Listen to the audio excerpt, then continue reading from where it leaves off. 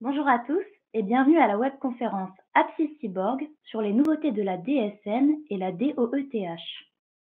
Nous allons passer une petite demi-heure ensemble. Cette session va être animée par Emmanuel Mattei, chef de marché Sage PME.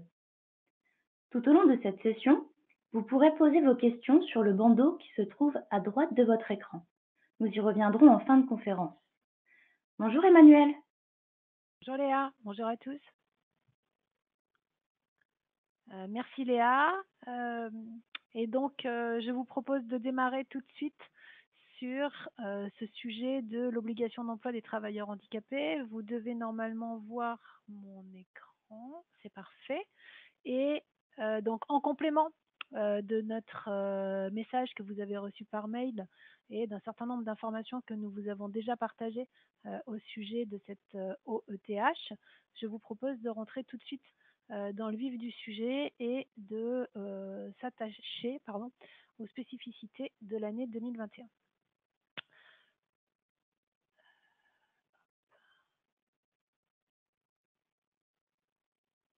Ça devrait être bon. OK. Alors, vous le savez, cette année, ça va être la première fois que vous allez devoir faire votre déclaration DOETH dans la DSN.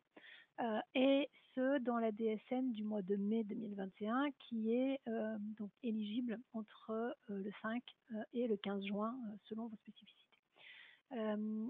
Sont concernées les entreprises de 20 salariés et plus. Donc en fait, ce qui change, c'est que vous devez donc cette année, pour la première fois, faire cette déclaration dans le contexte de la DSN. Les années précédentes, vous faisiez cette déclaration au travers de la GFIP, en fait, donc là, ça passe à l'URSSAF. Et ensuite, dans la DSN toujours, vous allez devoir déclarer aussi et payer cette contribution financière. Donc pour rappel, la contribution financière, elle est due si le taux d'emploi des personnes handicapées est inférieur à 6%. Depuis janvier 2020, il y avait déjà eu des évolutions, puisque depuis janvier 2020, vous devez déjà déclarer le statut de travailleur handicapé pour les collaborateurs qui le seraient. Donc ça, vous le faites directement en DSN.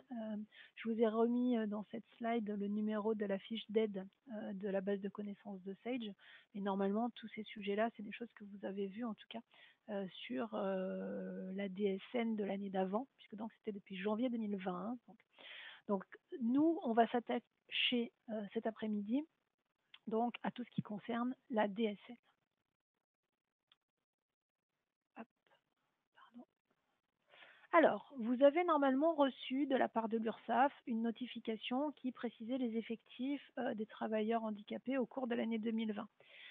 Plus précisément, en fait, les URSSAF vous ont communiqué les éléments suivants. Donc, l'effectif moyen annuel d'assujettissement de l'OETH, à l'OETH, le nombre de travailleurs handicapés qui doivent être employés, l'effectif moyen annuel des bénéficiaires de l'obligation d'emploi des travailleurs handicapés internes à l'entreprise et l'effectif moyen annuel des emplois exigeant des conditions d'aptitude particulières. Ces éléments, en fait, ont été calculés par l'URSSAF à partir donc des informations que vous leur avez transmises sur l'année 2020, puisqu'on parle bien de l'année 2020, la période d'emploi 2020. Et donc, à partir de ces éléments, vous allez devoir calculer la cotisation qui est due ou pas, hein, en fonction donc de votre situation. Vous retrouvez sur le site de l'AGFIP, par exemple, un simulateur qui vous aide à calculer cette cotisation. Donc nous, aujourd'hui, dans cette présentation, on ne va pas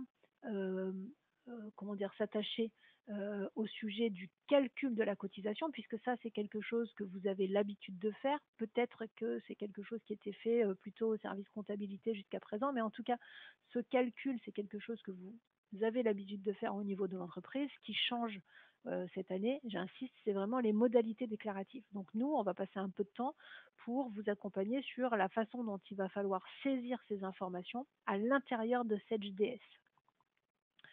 On a deux cas de figure.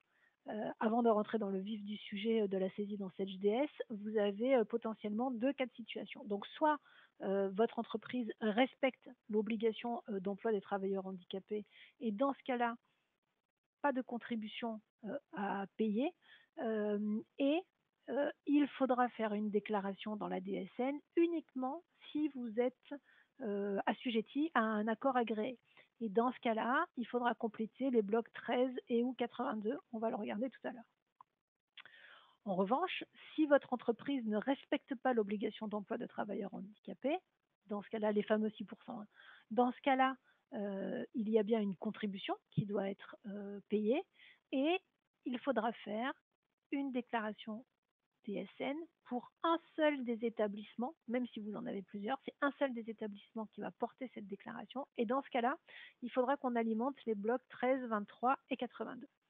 Quand je dis qu'il faudra qu'on alimente, on va le voir ensemble, hein, il faudra donc aller saisir les informations. Si je fais maintenant une frise, donc vous avez reçu les effectifs en provenance de l'URSSAF au 30 avril, peut-être un peu après, mais les URSSAF ont communiqué au 30 avril. Ensuite, vous avez calculé votre contribution. Ensuite, il faudra donc générer votre DSN de mai. Bien entendu qu'avant d'avoir fait cette DSN de mai, vous aurez établi vos payes, enfin fait tous les traitements, on va dire traditionnels, hein. Là, on se concentre sur la partie ETH. Une fois que vous avez généré votre DSN, vous faites bien entendu vos contrôles.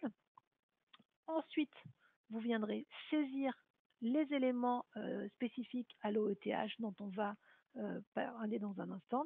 Et enfin, après avoir fait vos derniers contrôles, vous pourrez envoyer votre DSN de mai qui est donc attendu au 5 ou au 15 juin. Donc ça, ce sont les échéances et c'est le cheminement imposé sur cette année.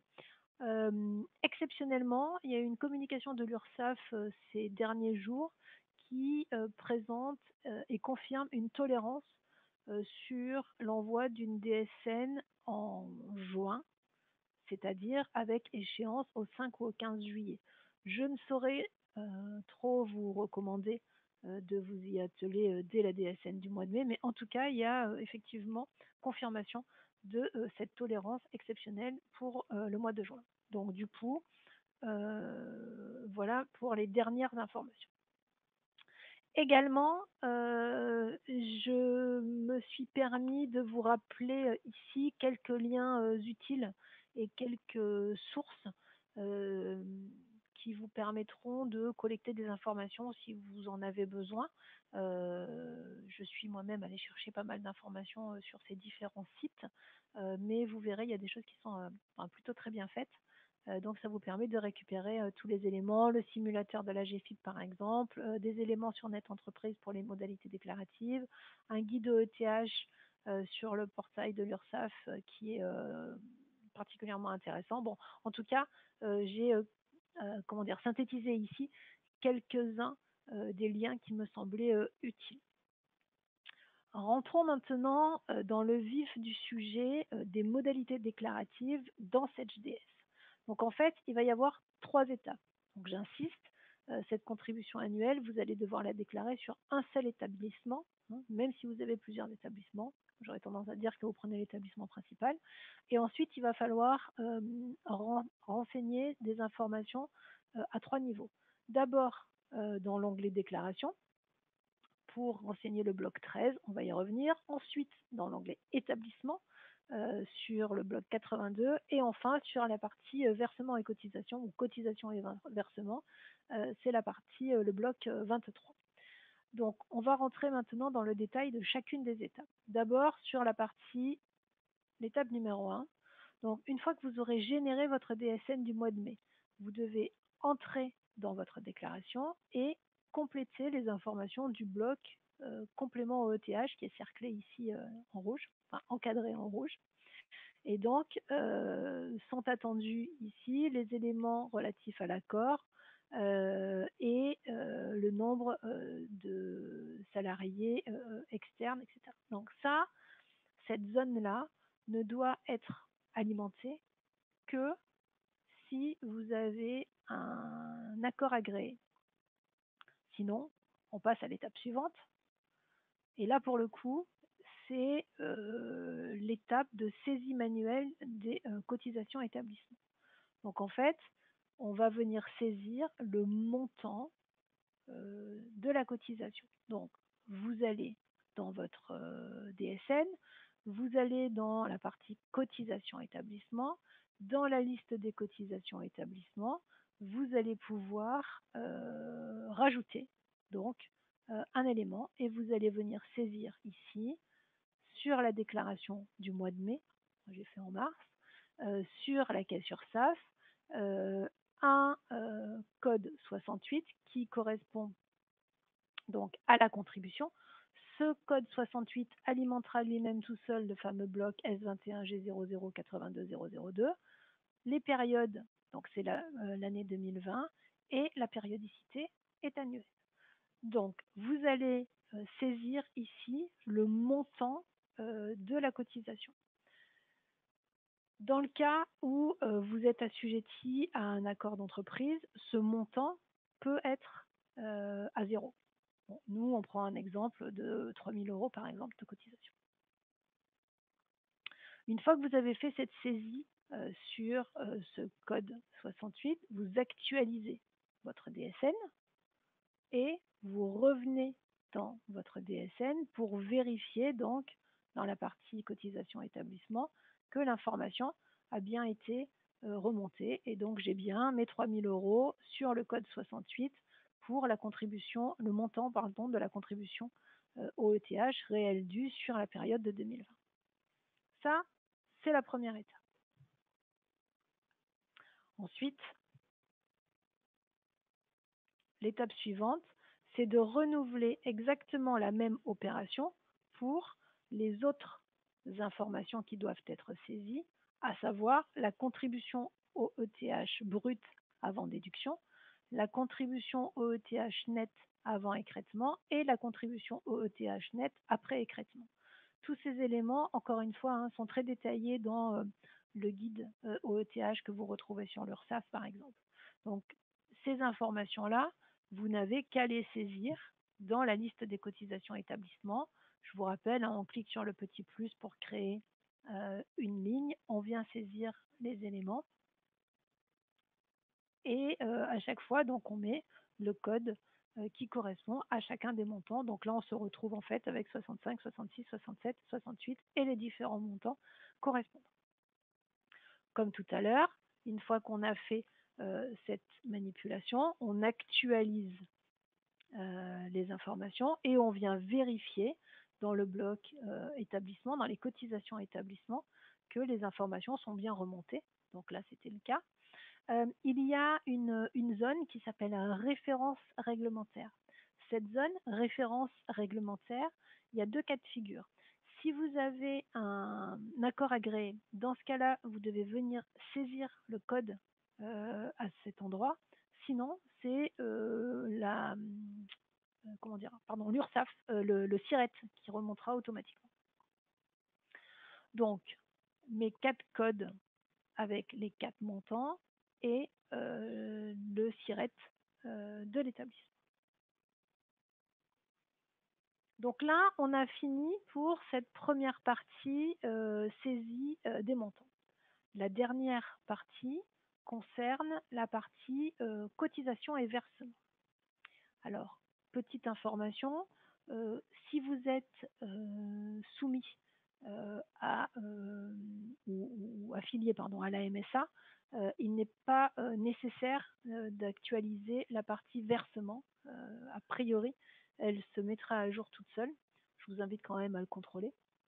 En revanche, pour ceux d'entre vous qui n'êtes pas donc assujettis à la MSA, il faudra bien vérifier ces éléments-là et du coup les compléter. Donc on a deux zones.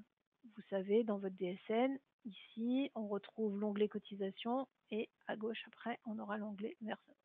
Donc déjà, dans la partie cotisation, agrégée, qui est donc en bas de cet écran, vous allez devoir venir rajouter manuellement la ligne qui correspond à la contribution annuelle.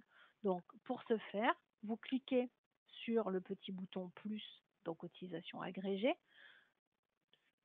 ce qui aura pour effet de rajouter une nouvelle ligne.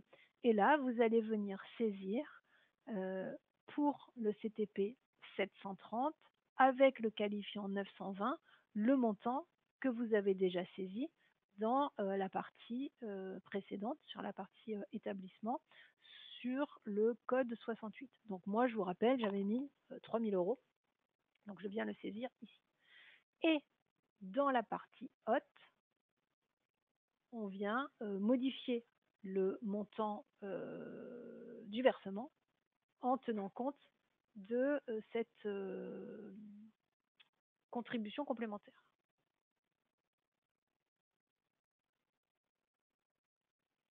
Donc ça, c'est pour la partie des cotisations agrégées. Et donc, le montant total de cotisation doit aussi être modifié.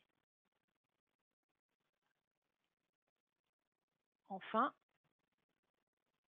sur la page versement, il faut aussi que vous veniez compléter ou du moins modifier l'information, puisqu'il faut que vous veniez y rajouter le montant de la cotisation OETH que vous aviez déclaré, enfin calculé et a fortiori déclaré.